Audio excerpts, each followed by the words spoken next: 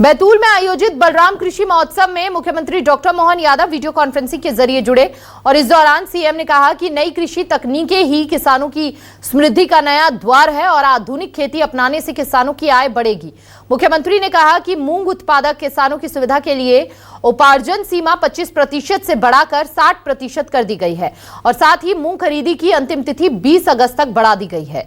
CM ने कहा कि खाद वितरण की ई टोकन व्यवस्था तत्काल प्रभाव से स्थगित कर दी गई है।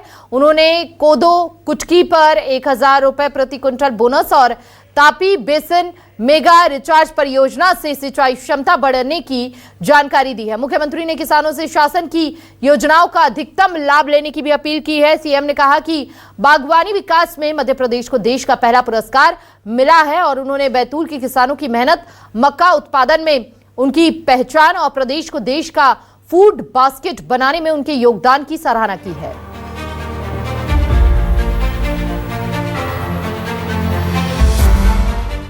कोदो कुटकी को भी खरीद करके पहली बार एमएसपी पे हमने दाम दिलाने का प्रयास किया और बोनस अलग दिया है। ये मैं बधाई देना चाहता हूँ पूरे क्षेत्र के आदिवासी अंचल के लिए।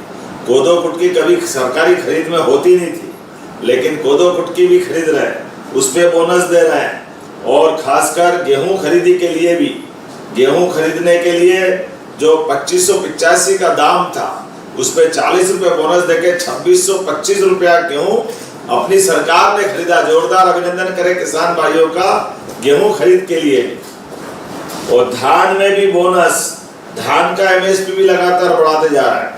फसल बीमा, प्राकृतिक खास करके यहाँ पर धान, चना, सरसों, मसूर, मूंग, तुअर, ये सारी फसलों के साथ इनको ई उपार्जन से खरीदने की प्रणाली भी विकसित कर रहे हैं। दिल्ली में बागवानी के लिए भी देश का पहला पुरस्कार मध्य प्रदेश सरकार को मिला। मैं आप सबको बधाई देना चाह रहा हूँ, आपका अभिनंदन करता हूँ। जब फसलें अच्छी हो रही है तो अच्छे कारखाने के माध्यम से उनको सही से दाम मिले, फूड प्रोसेसिंग इकाई ठीक से चले, इसलिए हमने फूड प्रोसेसिंग और वैल्यू एडिशन दोनों पे काम कर रहे हैं।